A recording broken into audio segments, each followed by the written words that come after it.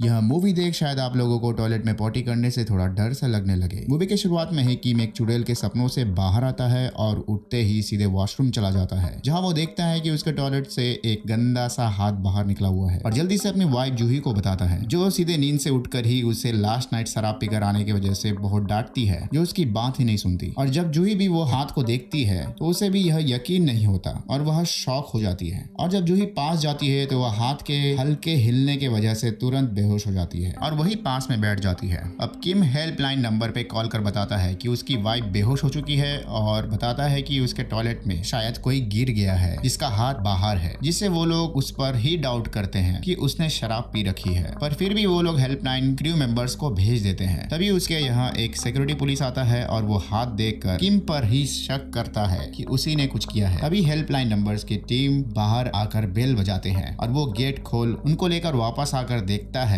कि वो security guard भी अब वही लेटा पड़ा है। और उन दोनों को बेहोश देखकर अब हेल्पलाइन की टीम भी किम पर ही डाउट करने लगती है और किम को अरेस्ट करने की बात कहती है। वो लोग अब अंदर जाकर उस सिक्योरिटी गार्ड को एग्जामिन करते हैं जो मर चुका होता है और उसके गले में एक बड़ा सा निशान होता है। वह किम की वाइफ जिंदा थी और बस बेहोशी में होती है। अब वो लोग उस हाथ को देखते हैं और किम उनको बताता है कि वो हाथ नहीं ये सब किया है, पर वो लोग ये नहीं मानते। अब उनका एक मेंबर उस हाथ के काफी नजदीक जाता है और हाथ को छूने की कोशिश करता है और तभी वो हाथ उसका हाथ पकड़ कर खींचने लगता है और सभी मिलकर उसे खींच कर बचा लेते हैं और वो टॉयलेट के अंदर जाने से बाल बाल बचता है। तभी वह हाथ पास में मौजूद एक मेंबर का गर्दन पकड़कर उसे मार देता है। ये देख टीम का मेंबर किम को ये सब के लिए जिम्मेदार मानता है। वही अब उस मेंबर का ग्लोव्स हाथ में ही फंस जाता है और नहीं निकल रहा होता। वही अब वॉशरूम का भी गेट खोलने पर नहीं खुलता क्योंकि अब डेमन उसे बाहर से बंद कर रखा होता है और उसके लिए भी टीम का लीडर किम को ही दोषी मानता है। तो किम उसे बताता है जो ये उसी से अनजाने में बंद हुआ था। अब वो सभी वॉशरूम में फंस जाते हैं और हेडक्वार्टर को फोन करने पर भी फोन नहीं लगता क्योंकि अब वहाँ नेटवर्क भी नहीं होता। वो टीम का लीडर अब भी किम पे ही शक करता है और किम गुस्से में उसे पोटी करने को कहता है, पर वो हाथ देख वो नहीं करता। वही पास में मौजूद उस मेंबर के हाथ में खुजली सी होती है और ग्लव्स उतारने पर खून की नदियां बहती है। अब किम अपनी बीवी को लेटा पड़ा देख सही से सुलाता है। अब वो दोनों वो हाथ को लेकर बहस करते हैं और तभी टीम का लीडर फोन को टॉयलेट में दे मारता है और वो हाथ उसे कैच कर वापस रिटर्न दे मारती है, जो पीछे दरवाजे में घुस जाता है, जिससे वो लीडर डाइव मारकर बचता है। अब हेल्पलाइन टीम का लीडर बताता है कि पास में कुछ सालों पहले एक लड़की की लाश मिली थी जिसका हाथ टूटा हुआ था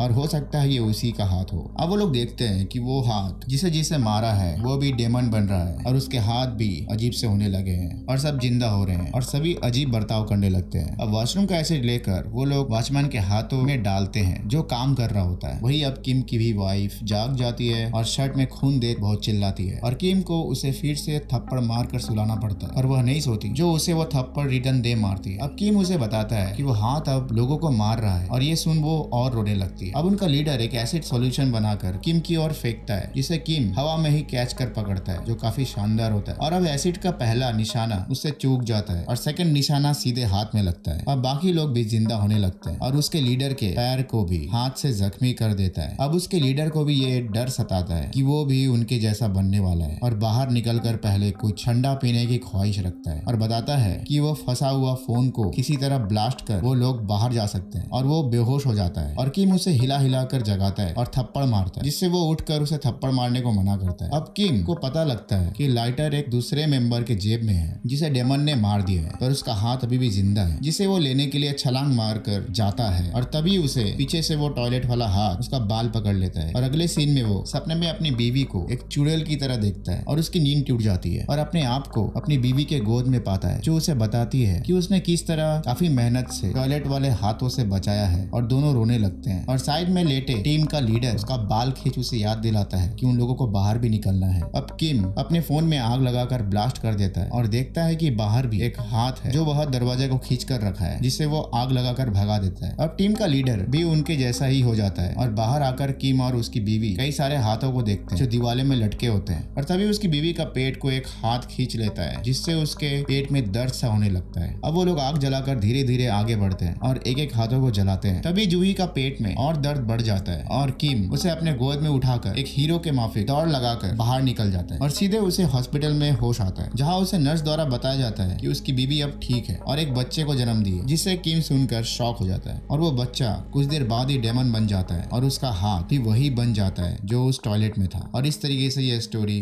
खत्म हो जाती है। सो गाइस, यह मूवी हॉरर के साथ साथ काफी कॉमेडी भी है। सो अगर आप लोगों को यह मूवी पसंद आई तो प्लीज लाइक, शेयर और सब्सक्राइब जरूर कीजिएगा। धन्यवाद।